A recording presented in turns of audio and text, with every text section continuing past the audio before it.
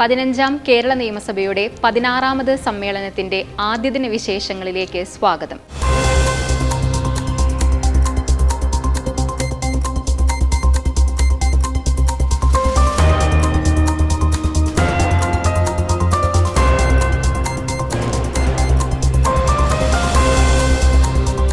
നയപ്രഖ്യാപന പ്രസംഗത്തിനായി നിയമസഭയിലെത്തിയ ഗവർണറെ മുഖ്യമന്ത്രിയും സ്പീക്കറും ചേർന്ന് സ്വീകരിച്ചു.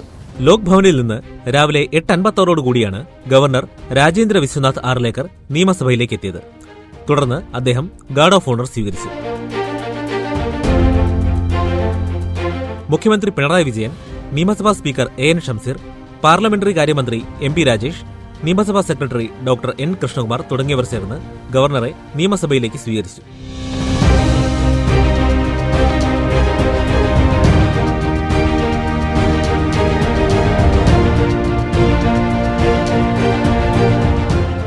ഗവർണർ രാജേന്ദ്ര വിശ്വനാഥ് അർലേക്കറുടെ നയപ്രഖ്യാപന പ്രസംഗത്തോടെയാണ് നിയമസഭാ സമ്മേളനത്തിന് തുടക്കമായത്. കഴിഞ്ഞ 10 വർഷത്തിനിടയിൽ കേരളം വലിയ സാമൂഹിക മുന്നേറ്റം നടത്തിയെന്നും സംസ്ഥാനം വികസന പാതയിലാണെന്നും ഗവർണർ വ്യക്തമാക്കി. അതിദാരിദ്ര്യ നിർമ്മാർജ്ജനത്തിൽ കേരളം മികച്ച മുന്നേറ്റം നടത്തിയെന്നും അദ്ദേഹം പറഞ്ഞു.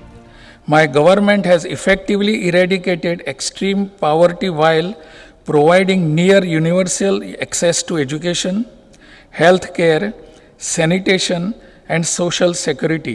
കേരളത്തിലെ കൃഷിയും അനുബന്ധ മേഖലകളും, മാനവിക വികസന മേഖല, സാമൂഹ്യ മേഖല, തദ്ദേശ ഭരണം, വ്യവസായം, IT, തൊഴിലും വാണിജ്യവും, അടിസ്ഥാന സൗകര്യം, പ്രകൃതി വിഭവങ്ങൾ, വനവും വന്യജീവിയും, പരിസ്ഥിതിയും ദുരന്ത നിവാരണവും, ധനകാര്യവും നികുതിയും, എക്സൈസും, റെഗുലേറ്ററി മേഖല, കായികവും കലയും സാംസ്കാരികവും തുടങ്ങിയവ സംബന്ധിച്ചും ഗവർണർ തന്റെ പ്രസംഗത്തിൽ പരാമർശിച്ചു.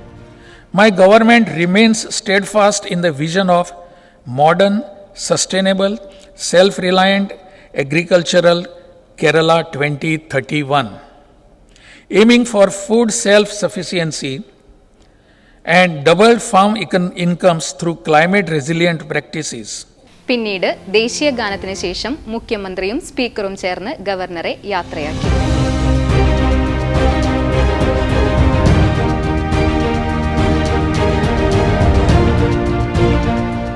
ഇതിന് പിന്നാലെ മന്ത്രിസഭ അംഗീകരിച്ച നയപ്രഖ്യാപനത്തിൽ ഗവർണർ നടത്തിയ ചില കൂട്ടിച്ചേർക്കലുകളും ഒഴിവാക്കലുകളും മുഖ്യമന്ത്രി സഭയുടെ ശ്രദ്ധയിൽപ്പെടുത്തി.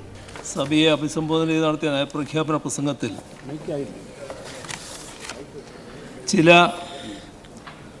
കൂട്ടിച്ചേർക്കലുകളും ഒഴിവാക്കലുകളും വരുത്തിയിട്ടുള്ളത് അംഗങ്ങളുടെയും ചെയറിൻ്റെയും ശ്രദ്ധയിൽപ്പെടുത്തുന്നു. മന്ത്രിസഭയെ അംഗീകരിച്ച നയപ്രഖ്യാപന പ്രസംഗത്തിലെ ഖണ്ഡിക 12, 15, 16 എന്നിവയിൽ ബഹുമാനപ്പെട്ട ഗവർണറുടെ പ്രസംഗത്തിൽ ചില മാറ്റങ്ങൾ വരുത്തിയിട്ടുണ്ട്. ഭരണഘടനയുടെ അന്തസ്സത്തക്കും സഭയുടെ കീഴ്വഴക്കങ്ങൾക്കും അനുസൃതമായി മന്ത്രിസഭയെ അംഗീകരിച്ച നയപ്രഖ്യാപന പ്രസംഗമാണ് നിലനിൽക്കുന്നത്. ബഹുമാനപ്പെട്ട മുഖ്യമന്ത്രി ഇവിടെ ചൂണ്ടിക്കാണിച്ചത് വളരെ സുപ്രധാനമായൊരു കാര്യമാണ്. നിയമസഭയെ ബഹുമാനപ്പെട്ട ഗവർണർ അഭിസംബോധന ചെയ്തുകൊണ്ട് നടത്തുന്നത് ഗവൺമെൻറ് വേണ്ടി ക്യാബിനറ്റ് അംഗീകരിച്ച പ്രസംഗമാണ്. അതിൽ നിന്ന് വിട്ടുപോകുന്നതോ വ്യതിചലിക്കുന്നതോ ആയിട്ടുള്ള പരാമർശങ്ങൾ ഔദ്യോഗികമായി അംഗീകരിക്കുന്നതല്ല. അതാണ് നമ്മുടെ സഭയുടെ കീഴ്വഴക്കം. മുൻകാലങ്ങളിൽ സമാന സന്ദർഭങ്ങളിൽ പല പ്രാവശ്യം സഭാധ്യക്ഷന്മാർ ഇക്കാര്യം വ്യക്തത വരുത്തിയിട്ടുള്ളതുമാണ്. ബഹുമാനപ്പെട്ട മുഖ്യമന്ത്രി പ്രത്യേകമായി ചൂണ്ടിക്കാണിച്ച പരാമർശങ്ങളുടെ കാര്യത്തിലും മുൻ തീരുമാനം തന്നെയാണ് നിലനിൽക്കുന്നത് എന്നാണ് ചെയറിന് ഇത് സംബന്ധിച്ച് സൂചിപ്പിക്കാനുള്ളത്. നടപടികൾ പൂർത്തിയാക്കി സഭ ഇന്നത്തേക്ക് പിരിഞ്ഞു. ഓർഡർ. സഭ ഇപ്പോൾ പിരിയുന്നതും നാളെ രാവിലെ 9 മണിക്ക് വീണ്ടും സമ്മേളിക്കുന്നതുമാണ്.